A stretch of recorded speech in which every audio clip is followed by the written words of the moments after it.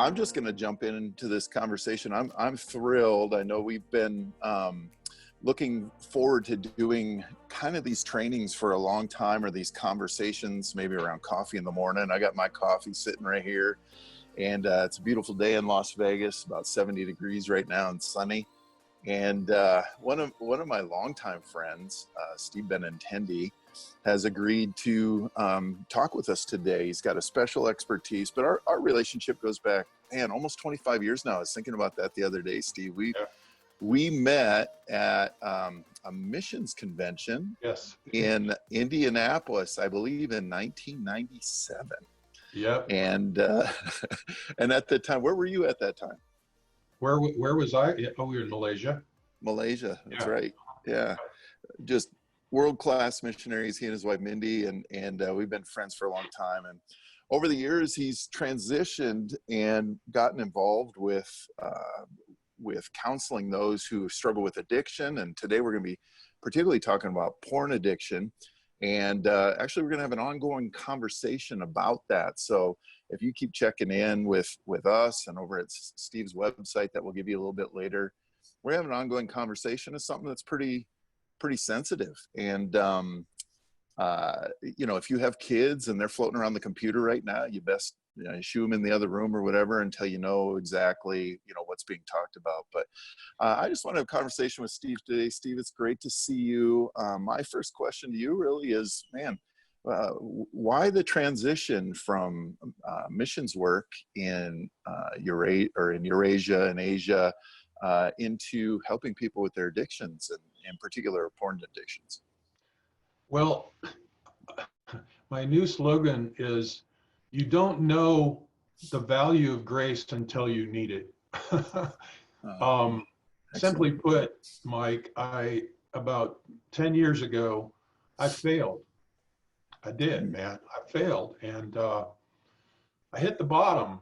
And if it wasn't for the grace of God, I wouldn't have made it. But what happened as I worked through my brokenness, I developed a deep burden to help other people.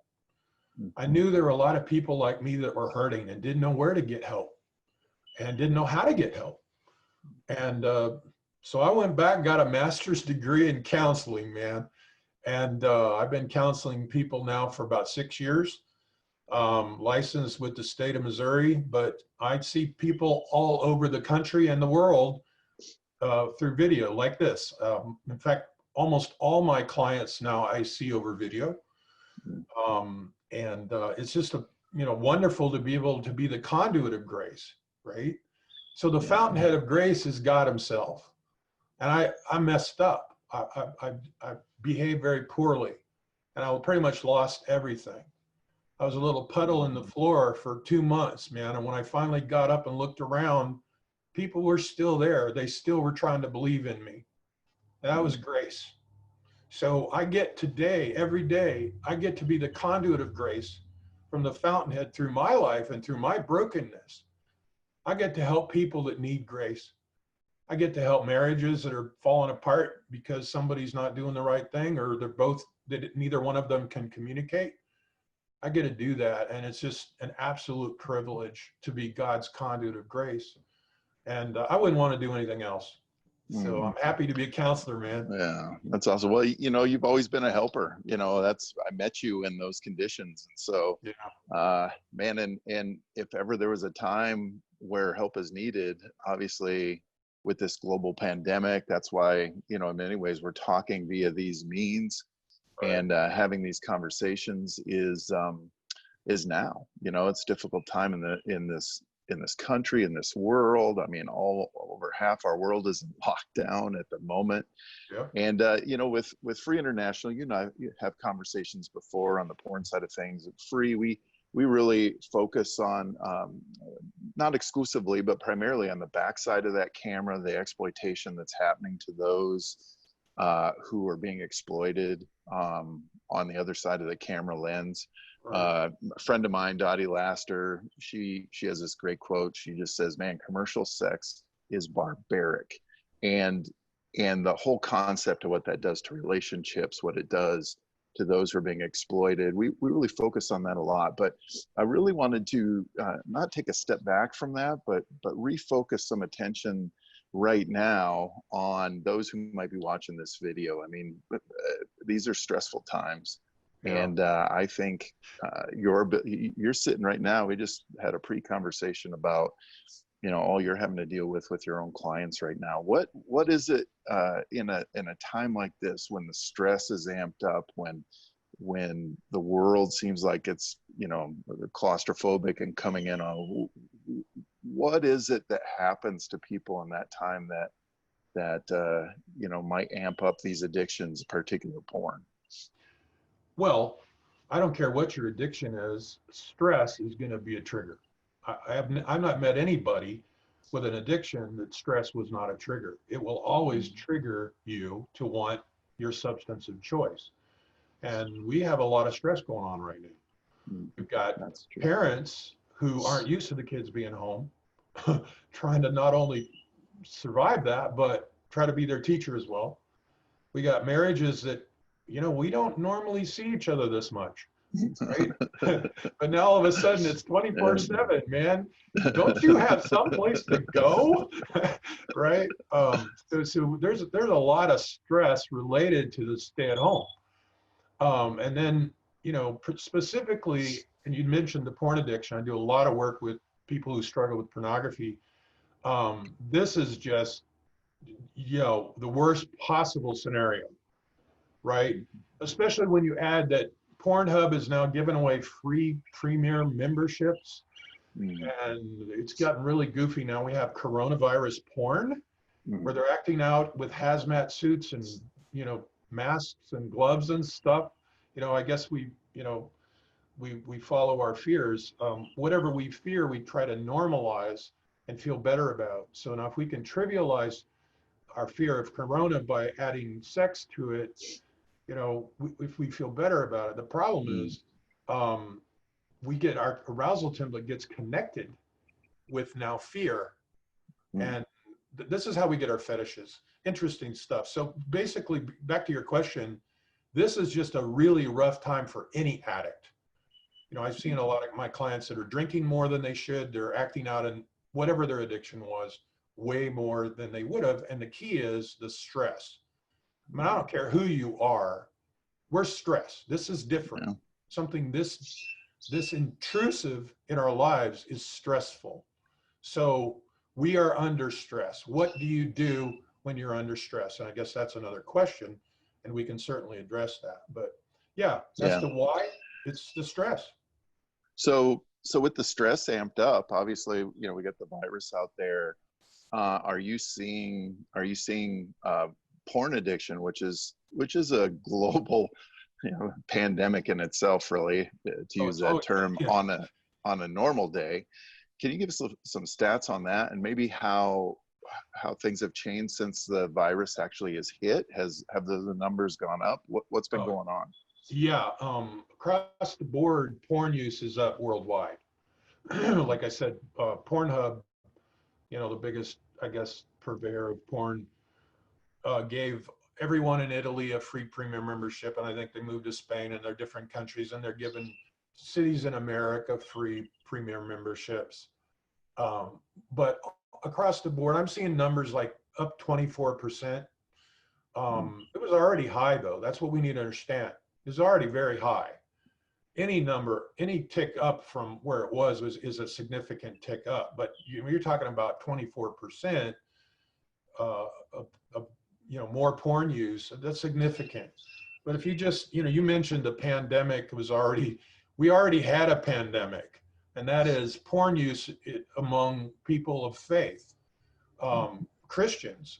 You know, Barna did a big research commissioned by Josh McDowell and Covenant Eyes, and those people paid a significant sum to get a very significant study as to who's using porn. And we now know that 68% of Christian men regularly look at pornography. So we're already high. We don't need corona to make it bad. It's bad, right? So we've got guys that are, looking at porn on Saturday night in church, trying to worship on Sunday morning.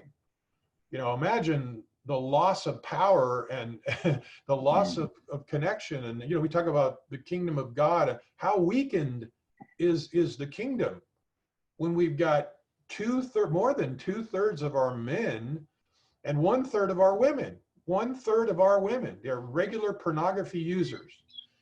Well, I've had interesting conversations in my office about porn use, and, guys want to tell me, well, it's not that bad. I'm not touching anybody. It's just looking. And then I go back to, what Jesus said, he who looks with lustful intent has committed adultery already in his heart. And they're going, yeah, but it's just in your heart. It's not a real deal. I said, well, keep reading. What does Jesus say? He said, if you're doing this, pluck out your eyeball, even your good one. I think he meant it, right? I think what he was trying to say is don't do that. So porn is wrong. If you're a Christian, it's wrong. What's sad is we're not telling our people that. They're negotiating it like so much else that's going. We negotiate with culture, right? Porn is wrong. Jesus said, don't do it. We've got we've got literally half of our church. If you add it up, it's probably about half of our church, men and women combined, are regularly looking at pornography, which is keeping them in a spirit of lust. What this is doing to marriages, what it's doing to our kids, what it's doing to our attempts to even couple and understand our sexuality and practice our healthy sexuality as God as God designed it, is out the window. We have so polluted our arousal templates with this novelty. That's what I hate about porn. It's not that, I don't like there's naked people and people doing things they shouldn't be doing. What I hate about it is good people. Pick any one of these 68% of these guys. His arousal template should be focused on his beautiful wife that God gave him, that if he would stay in that relationship, his arousal template would be glued to her, because our arousal template shifts every time we're together intimately with our partner. Well, I can say the same thing about porn. Every time you're intimate with pornography, your arousal template gets attached to pornography. And what I hate about pornography is that it's many. It's not one woman, right? Not that that would be a whole lot better, that you've lust and fantasize about another woman other than your wife. But when I now try to take my arousal template into the bedroom with my lovely wife, I got to have many. I need to click. She's not clickable. She's one. Yeah. She's probably beautiful in every way, everything you need, but you wouldn't know that because your arousal template is connected to porn. So those are really interesting conversations we can have as we go along, but they also bear down on us. And the message here in the middle of all this is we've got to do something about this rampant pandemic of porn use in the church and among people of faith. Here you are trying to help those on the other side of the camera. Doesn't it bug you a little bit, Mike, that a big portion of the audience that are perping on your people are Christian people? Doesn't that bother you a little bit? Yeah, very much so. My goodness. And that's usually when we speak, whether it's any of our people across the country, the emphasis is on that. Here's what's going on the other side of the camera. This is the reality of it. Now, in saying that, we're going to have, like we've said already, ongoing conversations with all this, kind of unpack, give us all better understanding and where we can get help, whether we need it for our children, our spouse, for our relationship because of it, whatever it might be. But, as you were talking, I was thinking of that whole reality of addiction, right? I saw a very famous person who works in the anti-human trafficking world, do a little meme the other day, and she basically just said, you are looking at these things, you need to just stop it. Now I understand the impulse to say you have to stop. It really is important. And as we got people who are checking in on this video or watching it, or spouse or whatever, you know, we want to believe you can just stop. But when there's that addiction piece to it, I think what we want to have happen is not people just to all of a sudden turn their computer off and it's done for them, but that they understand how this is really affecting, that they can't stop it. In fact, right now there's a big push, and I think a great push, to kind of end one of the porn companies where there's been a ton of human trafficking being done, you know, that they've been posting online, rape and trafficking. Right. And because of that, you know, I think that kind of stuff needs to shut down, but we need to have that larger conversation as well, which is, if you shut down a major porn site, you don't end the porn addiction, right? There's right. This need for those who've been struggling, especially in these high times, to want help. So they get angry at the porn sites, as well they should, but they don't know how to handle why they just keep defaulting to this stuff that's not healthy for them, their marriage, their family.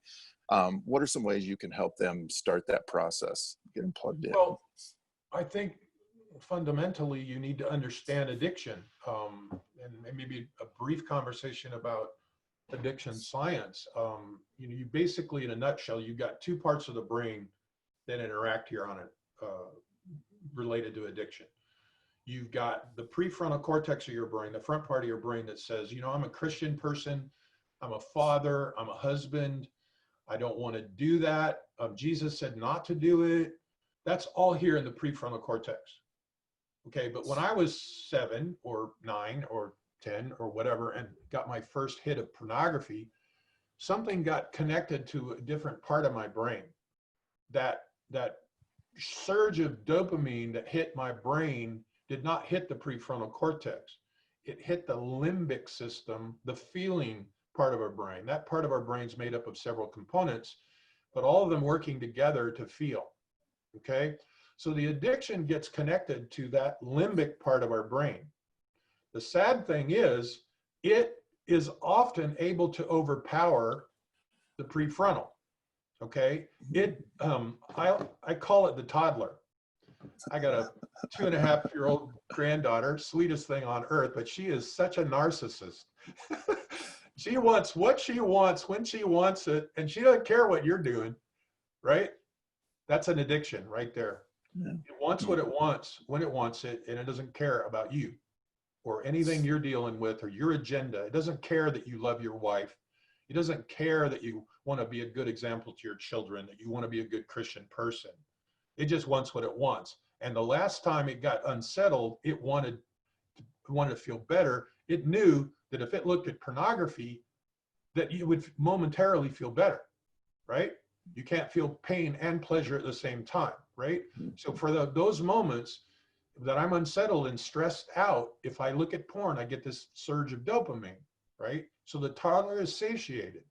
The problem is, after you're done, you come out of it, you feel worse.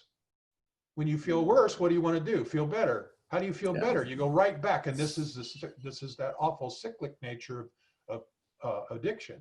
So you got two parts of the brain. That's a whole other very interesting conversation that we may want to have going down the road.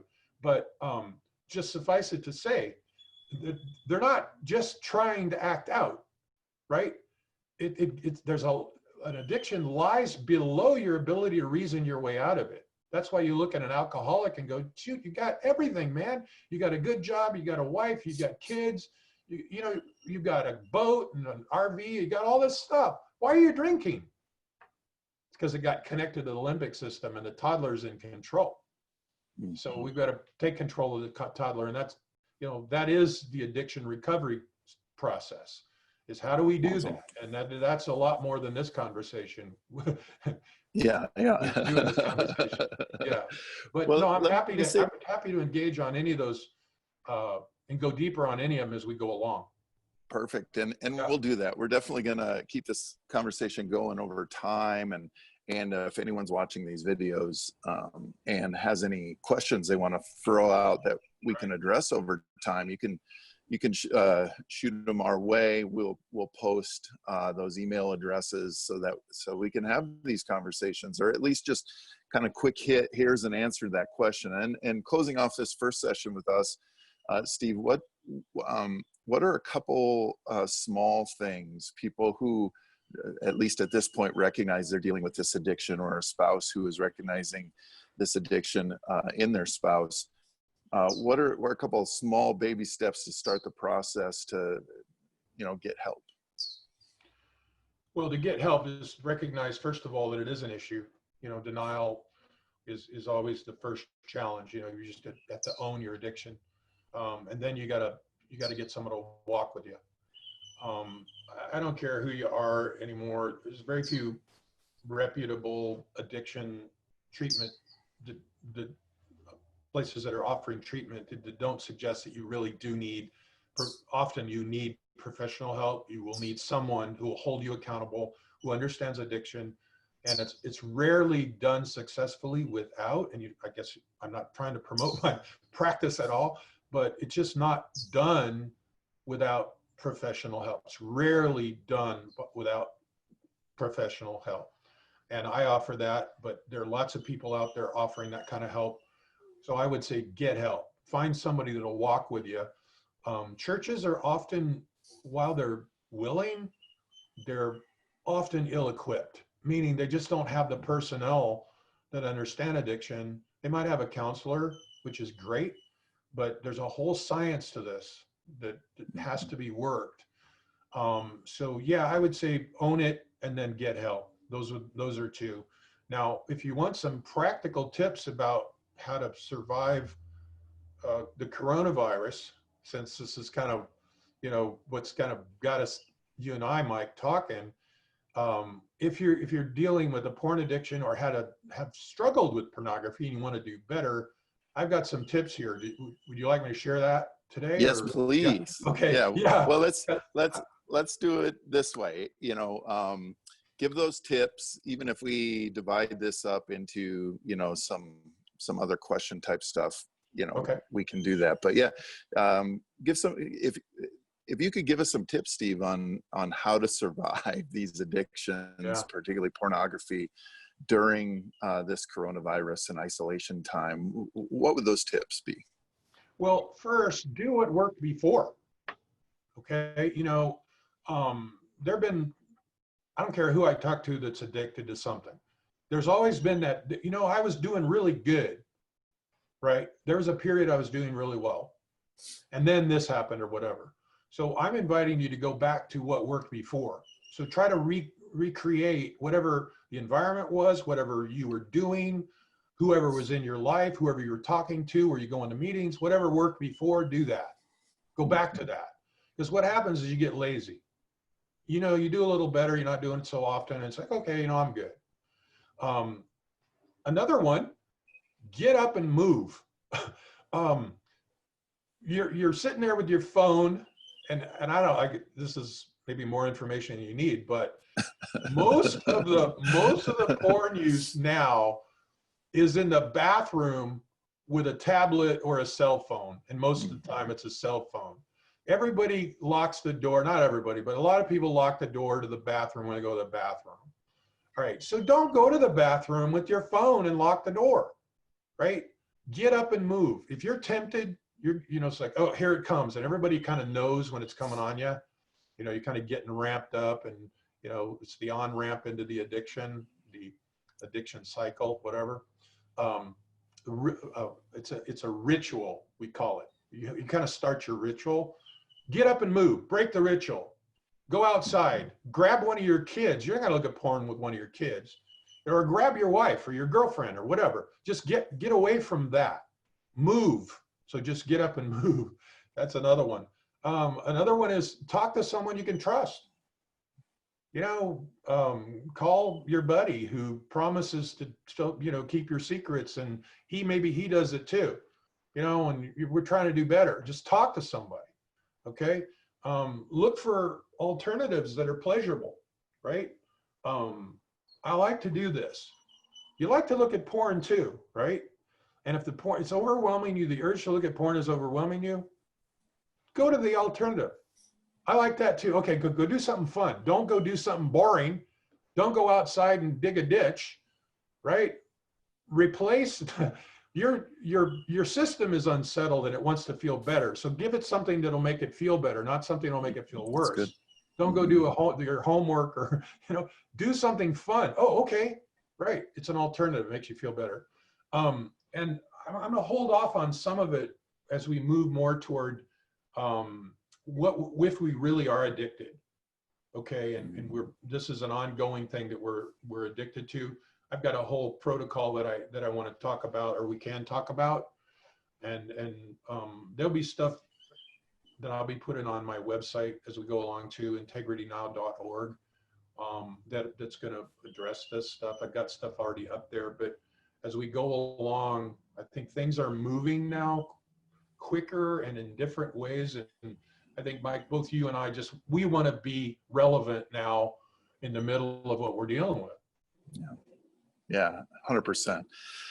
I'm gonna say goodbye for this section of what we're doing. Okay. But I have some questions for you that I'm gonna throw out there. Okay. That we can do some quick hits and move forward with this conversation. You already gave them the website. We'll post it up on the up on the screen, as well as how to get a hold of Free International. Man, let's take this time that we all have that's put us, you can tell where not only people's character, but where our flaws are when the stress is amped up, just like you said. And here we are, and it's given us a great opportunity to address that in a way that we can come out of this healthier than when we went in, instead of worse off. And that's what we want to do with this. I thank you for taking the time to, walk us through some of this. Oh, it's absolutely my pleasure. I look forward to going on as we go along, helping in any way we can, man. Beautiful. Have a great day, man. Talk to you soon. You too, Mike. See you, buddy.